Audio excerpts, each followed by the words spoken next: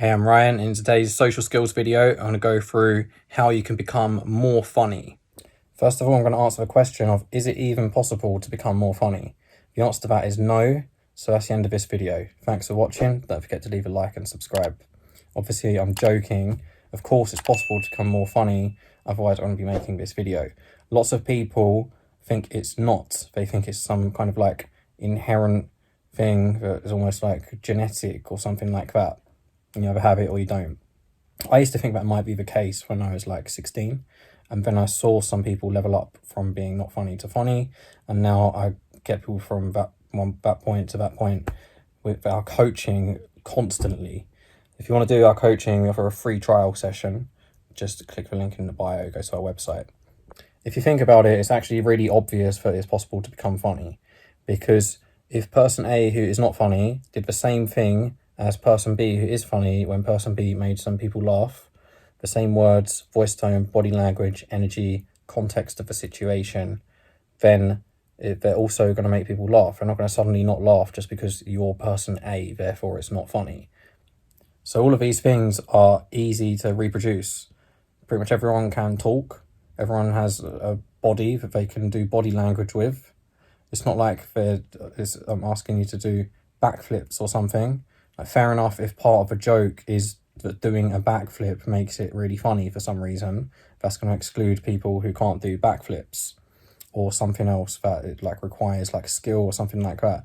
But most jokes or things that are funny don't. They just require basic stuff. So obviously it's possible to learn this, and humour is a skill that can be developed much more so, if not entirely, rather than an inherent trait that can't be changed, or something that you develop when you're young, and then once you pass a certain threshold, you suddenly can't be funny anymore, which doesn't even make any sense. Remember also, though, that the same way that if you go to the gym or do a sport, your body ends up adapting to be better at it. Hence, you get more stamina or more muscle strength, whatever.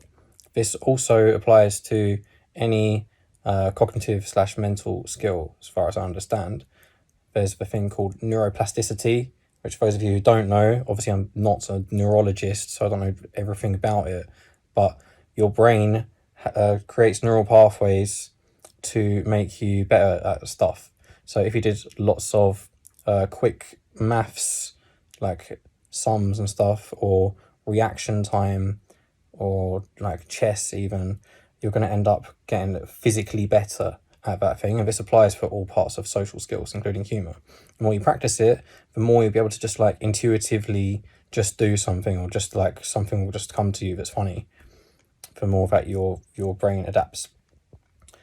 If you practice out exercises, there's a few videos on my channel that have examples of exercises. We can go through tons of them in coaching, ones that are specific to you. Then I've made these specifically designed to focus on a certain part of social skills. So these will be really useful for rewiring your brain to be more funny or like more talkative, etc. So yes, it's possible to become more funny, of course. So here's the ways that you can do that. The main way, which is going to sound really obvious, is literally over half a battle, in my opinion, for someone to become more funny, or someone who's not funny at all to become funny, is literally just to keep trying and try a lot. That's the main thing. You're going to need to consistently do that for some time, and if you're not that funny, then you're probably going to go through a phase of making terrible jokes for a while that people might cringe at, or like try and take the piss out of you for.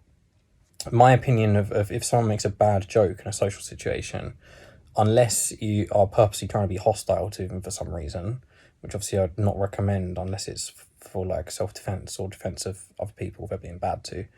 But what people should do ideally is try to add to the joke rather than criticize them for making a bad joke. So if you make a bad joke and you're in that phase of leveling up out of being completely serious/boring deadpan to someone who's quite hilarious, you're almost definitely going to have to go through that phase.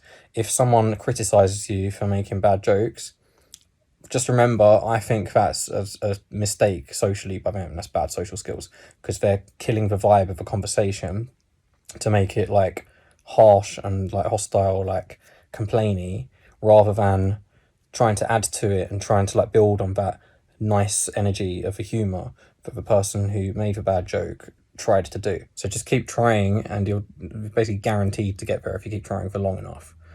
Remember also, like I said, your brain adapts as well. So the more that you're trying, the more your system of your body is actually changing itself to make you hilarious. Here's the next way to become more funny, and this is also, in my opinion, the third most important thing in social skills overall. So just quickly, what those are: number one, in my opinion, is managing your own emotions, and by a really long way. The second one is thinking fast rather than trying to be perfect slow. And that's probably the main reason why the person who's a nerd ends up doing worse in a social situation, despite a nerd generally being more intelligent on average, because they're focused on being perfect slow rather than okay fast. The third most important thing in social skills, in my opinion, is taking risks. And in humour, this is probably the area of social skills where taking risks gives the biggest benefit. Social situations massively favours the risk taker. The risky option tends to be the better one most of the time. I'd say probably 7 times out of 10. Obviously, I'm not a walking spreadsheet, as you can clearly see from the lack of grids around me. But I'd say 7 times out of 10, the risky option, usually the better one, comes across as more confident, usually, more likely to be memorable, more likely to be funny, more likely to have, you're going to have good stories to tell afterwards, even if it went wrong. A lot of the time it's a good story of like something you did wrong in a social situation once.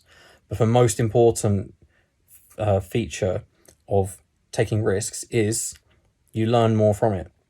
If we split you onto 2 different timelines, UA and UB, UA always did the safe option, UB always did the risk, then UB is going to end up having way more friends, dates if you're single, networking, funny stories, social skills, confidence as a result.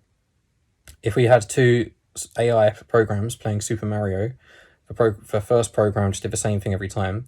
The second program made mistakes and learned. Clearly, the second program is going to be better. So it just means you learn more. One individual risk taken obviously can have ended up being a bad idea and something goes wrong. Usually the penalties for risks in social situations are like quite small. Like it's a bit awkward.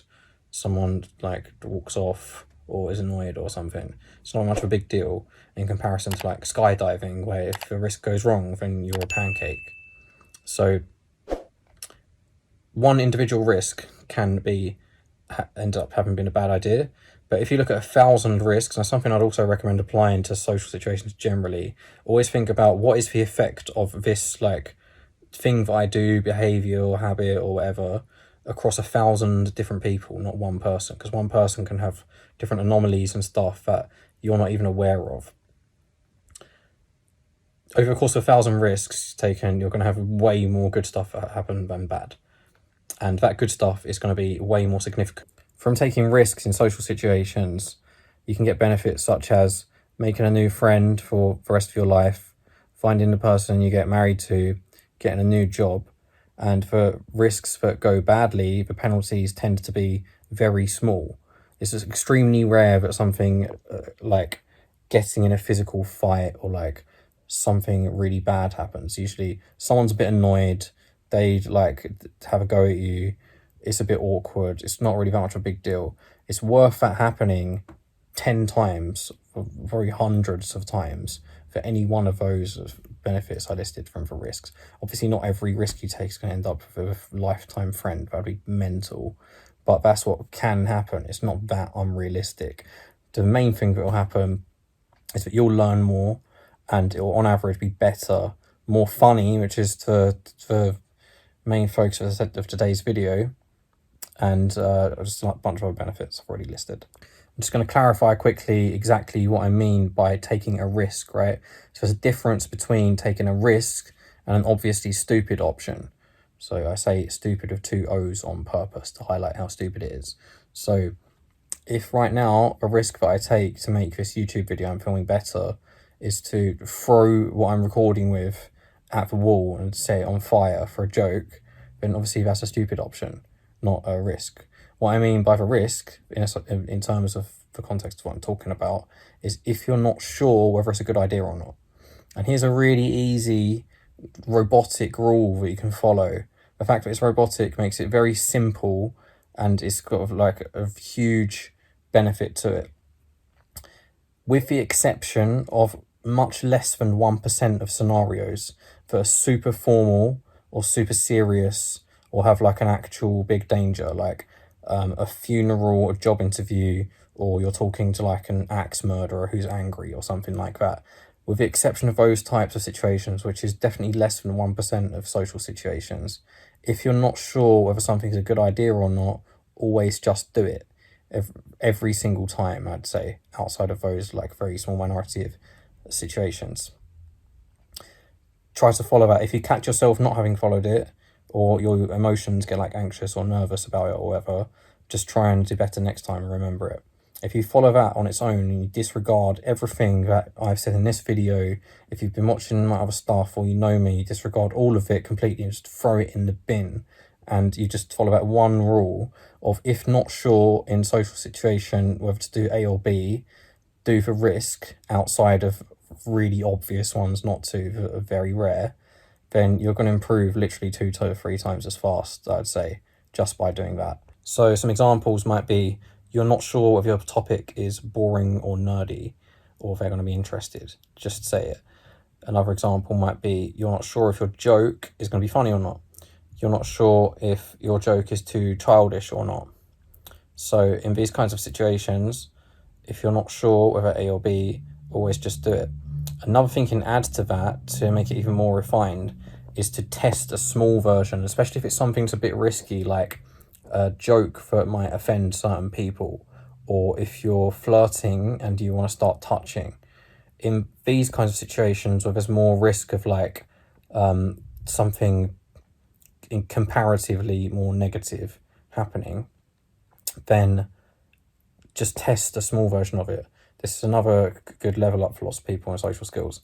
Test a mild version of what you're doing first, and then see how they respond.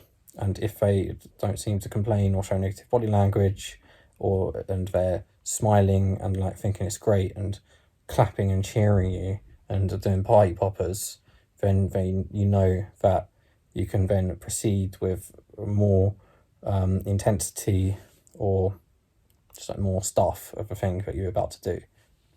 By the way, this thing about risk taking is another reason why nerds end up doing worse in social situations, usually, despite being on average more intelligent. A lot of people who do our coaching work in things like computers, engineering, and accounting. Literally, I think it's 7 out of 10 people who do our coaching work in one of those 3 jobs.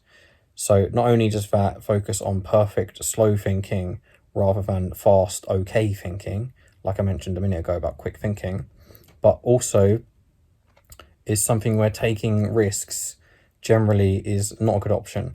If you're building a bridge and you're an engineer and you're like, oh, let's take, every time I'm not sure, I'm going to take a risk, immediately that sounds mental, doesn't it? You wouldn't go on that bridge, would you? But that's because the consequences are huge. Whereas in social situations, the consequences from a risk going wrong is very rare. It's going to be something more than just like things are a bit awkward or hostile just for a little bit. Super important one. When you send your jokes of your communication to the others, do it with as much confidence as you possibly can, unless the part of why the joke is funny is that you're not doing it with confidence. So outside of having low confidence being a feature of the joke, which is not that common, always go for high confidence. In general, in social situations as well, confidence is like the most important thing, I think. So I said managing your emotions is the most important thing. Out of the emotions, confidence is probably the most important one. From the perspective of like the individual, the most important thing from the perspective of making the world a better place is obviously making sure to aim to give people a positive experience due to interacting with you. Someone who says a 2 out of 10 joke with 8 out of 10 confidence usually is perceived as more funny than the 8 out of 10 jokes said with 2 out of 10 confidence. So what you almost never want to be doing are things like saying sorry for the joke that you just said, or saying it in a really unconfident way, as if you're pretty sure no one's going to laugh already. A lot of the time, I've meet people who do a joke that is pretty good, but then the way that they're like, oh yeah, that wasn't very good, just kills the vibe and the energy of what's happening. Whereas if they're set of confidence, be like, that's a brilliant, I'm laughing now. I wouldn't be able to say that because I'd be laughing too much. But because they give that energy and body language and say stuff that changes the focus of the conversation from the joke being funny to them not being confident as well. Here's the next way to become more funny. Humour, in my opinion, is quite a lot more about adding to stuff that is funny than it is about creating new things that are funny. Most people miss this. One good joke that you then make a bunch of variations of and turn it into some kind of ongoing theme is going to make people laugh can make people laugh literally thousands of times in total. Just one thing that you keep repeating in different contexts, adding to, etc. Common examples about memes and stuff. When people make memes out of certain pictures or videos, people tend to make different variations of different captions and stuff. Same kind of thing applies. So what you should do is, in my opinion, as a full-time social skills coach for over 10 years now, is when you make a joke, if someone finds it funny, first thing you should be doing straight away is thinking, how can I add to it? Most people miss that step. And then jokes tend to be split into a bunch of different brackets, okay? So first is it's not funny. Two is it's funny, but being repeated, it passes a threshold from being positive to actually now being a net loss to the conversation because it starts to become annoying or boring now, or you kind of detracted from the initial one that was funny by trying too hard. So the second bracket is that it reaches that point pretty quickly after being repeated one more time even, usually. The third bracket is that it builds for a while and you can repeat it a bunch of times, usually about 3 to 5, I would say, before it starts to cross that threshold into now it's a negative rather than a positive, unless you're purposely trying to cause people bad experience, which I would recommend in almost any situations. But this fourth bracket is super, super powerful. This one is where it gains and gains and gains momentum, and sometimes can even stay funny and be an ongoing joke for years even. So common examples of this are a nickname, a private joke, and memes, like I mentioned earlier. So if you start to see that it can be built upon, then I'd immediately try to capitalize on that and start looking for other ways to mention it, okay? So one person who's really, really good at this, I'm not as maybe they're not necessarily a good person, maybe they are a good person, just so that no one gets triggered. I'm not going to express my personal opinion on this person outside of this social skills element, so don't start going mental. Donald Trump is really, really good at building themes, right? He did a bunch of different ones. He definitely knows what he's doing when he does this. So he did Crooked Hillary in the 2016 election. He kept saying Crooked Hillary, and every time that there was an opportunity to relate something back to her seeming dodgy, he'd use that phrase. He did Fake News was another one that then people started to repeat outside of him. He did Jeb Bush. Lots of people might not know this one as much because it's in for primaries or whatever it is called in America. So he kept calling him the low energy. And at one point, this is when I knew he definitely knew what he was doing. He said, it's like he has low energy tattooed on his forehead in one of the debates. And he also did it with Joe Biden. He said kept saying sleepy Joe Biden. So this concept of the theme of an ongoing thing that builds gravity, and people outside of Donald Trump started using that. Obviously it's way more likely there's millions of people watching him, but still what usually happens is other people outside of you start building to the theme and adding to it, and then obviously a meme can end up spreading and loads of people are sharing it. So as soon as you make a joke and it's funny, first thing you should be thinking is, how am I now adding to this? And then also later, if you had a joke that was very funny or someone that you started adding to, if there's an opportunity later on, whether that's 1 minute's time or 1 hour's time or 1 day's time, to reference it in a different way, then try to do that. For example, your friend Eugene says that they talk to their plants to make their plants grow more, and they say like a bit like Gordon Ramsay, they're like, oh, you're a shit plant, better grow faster, so that they grow faster. And then later, like a tree branch falls off, hits them in the head, obviously a small one, so they won't die. And then you can say, oh, if you weren't bullying those plants before, then they wouldn't have got their mates on you. So by doing that, you're referencing the thing from earlier to make a joke by using the opportunity of some event that happened in the situation. And if you start to notice one building in power rather than starting to decline, definitely jump on it. It's so powerful. You can win whether your objective is in that social situation with one of these themes easily. So here's a simple way that you can exercise humour even on your own. When something funny happens that you observe, so just now I mentioned about if you deliver a joke or a funny piece of communication and people laugh, try to add to it. But think, how can you add to stuff that you find funny as well? So you can even do this when you're watching a movie. Ideally, if you're doing this to practice, you want to be watching stuff that's more jokes that are happening in a conversation rather than things like stand-up comedy. Stand-up comedy is a lot more different to being funny in social situations than people seem to think. So it doesn't need to be a real conversation. Obviously, there's actors and stuff and it's scripted. But if people find it funny, then the same conversation recreated with not actors involved would still be funny. So something like, I don't know, Friends or whatever, I don't really watch TV much. Something makes you laugh, first thing, what could I add to that? If someone else made you laugh, maybe not at the time, maybe later, you can remember back to it and think, oh, how could that have been added to? And by doing that, you make it more fresh on your mind to think, okay, that's funny, how do I build on it?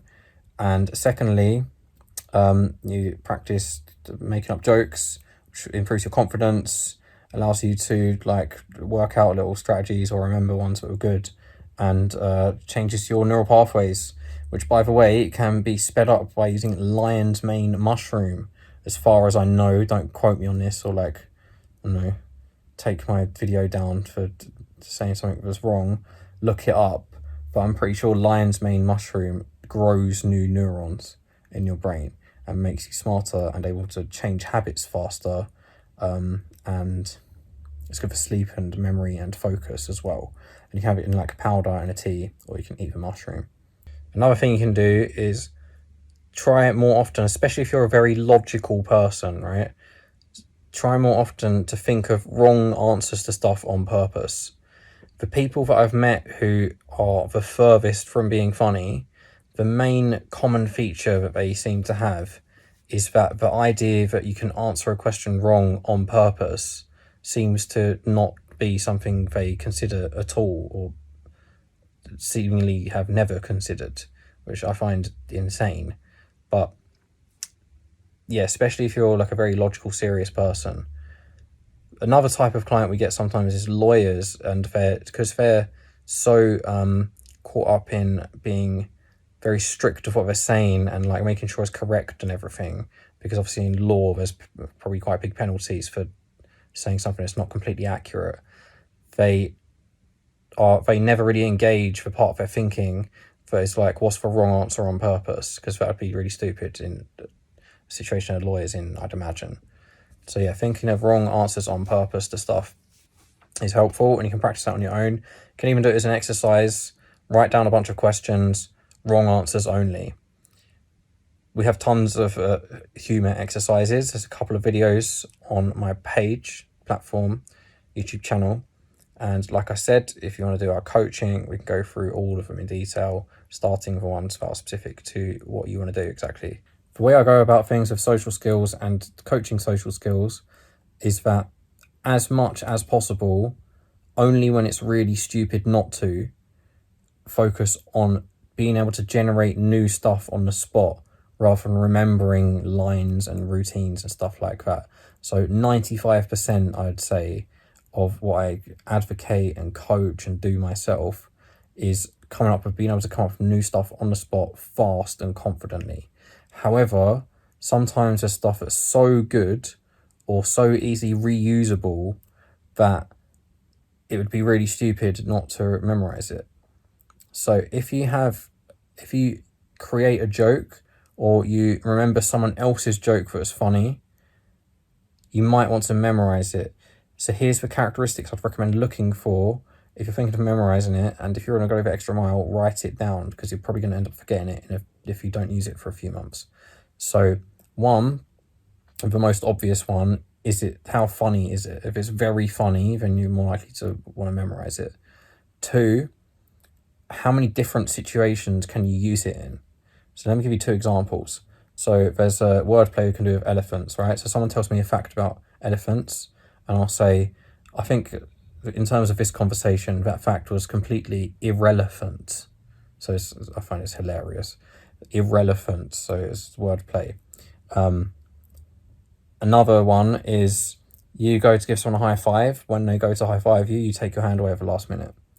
So the first one is only really usable if elephants are in the conversation or the situation. So if there's an actual elephant near you, maybe you're at a zoo or in the middle of a rampage, or you're talking about elephants. Obviously, you can introduce the topic of elephants in order to make your joke, potentially. But it's nowhere near as easy to use in as many situations as the fake high five I just mentioned. That one, literally, anytime you have something in common with someone, anytime you make someone laugh, sometimes just because, anytime you meet someone, it can be a bit rude if you just met them, depends on the vibe. You can do it in loads more situations, have those things than elephants. So if it's more easily usable in more different situations, might be worth remembering. The other one is how much can you reuse it before it stops being funny? So the fake high five, I find that when I'm doing that joke, which I find really funny, it takes a lot of times before people start to actually find it annoying or not. And it becomes like a game, like, are they really going to high five me? Are they not? So the fact that it becomes like a game of like mind reading / competition almost, and then people try and do it back to me. A lot of the time you can make something funny without even doing a joke. So the way that this can be done is you just move the topic onto something that is easily funny, okay? So I had a conversation a while back. I was talking to someone and she asked me, what food do you like? And okay, this next bit is true. I eat stinging nettles. So not raw on their own, actually really healthy. If you boil them in water, it destroys the needles of the part that actually stings you, and then you can eat the leaf or have it in a tea, and it's super healthy. So I said that to her. It's a true answer. I'm really into like health and nutrition and stuff. But it without me even making a joke, she was laughing, right? Because it's kind of like a amusing area of conversation, eating stinging nettles. So if you can move the conversation topic or the angle of the current topic or what's being focused on that topic to an aspect which is more weird and more crazy, and more silly, and more extreme, then it's very likely that it's going to start to become funny without even really putting in much effort. And then if you do put in effort, you can make more jokes more easily. So if we're talking about going to the zoo, we might pick the most funny animal to talk about. So duck-billed platypus, I don't know if they really have that in many zoos. David Attenborough's favourite animal, apparently, would be a funny one. Definitely koala would be more easily funny than something super normal in a zoo, like a tiger, for example. Or if you're talking about sports, you might move the conversation onto, say, perhaps you heard of it or maybe you want to do it. Elephant polo. So for those of you who don't know what polo is, that's where people are on horses with like some kind of golf club looking thing and they hit the ball and it's kind of like football. I'm probably really oversimplifying this, so any poshos that do polo, please correct me in the comments. Elephant polo is exactly what you'd expect. They're on elephants with like a club, and they're like hitting the ball into a goal. The UK, where I'm from, apparently was the world champions at elephant polo in 2003, despite not having any elephants really, apart from in zoos and in some of the clubs here. Final way to become more funny is to hang out with people who are funny, ideally more funny than you are. And ideally they have a type of humour that you like as well. This also, I think, is a general really good long-term strategy for life, and I've been doing it for ages, and it helps you level up really fast. Just is to hang out with people who are better than you at something that you want to be good at, or at least like challenging in some way, or sort of on your level, at least in something you want to be good at. Most people don't do this because they're too attached to their ego, so they don't like it when they're around someone who's better than them at something. I really like it because I see this is an opportunity for me to learn more. So it's kind of strange that in the long run those kinds of people end up probably on average having less progress as a result of not wanting to be around people who are currently more progressed than them, which doesn't make logical sense. So yeah, as is usually the case, detaching your ego to a large extent / as much as possible is beneficial.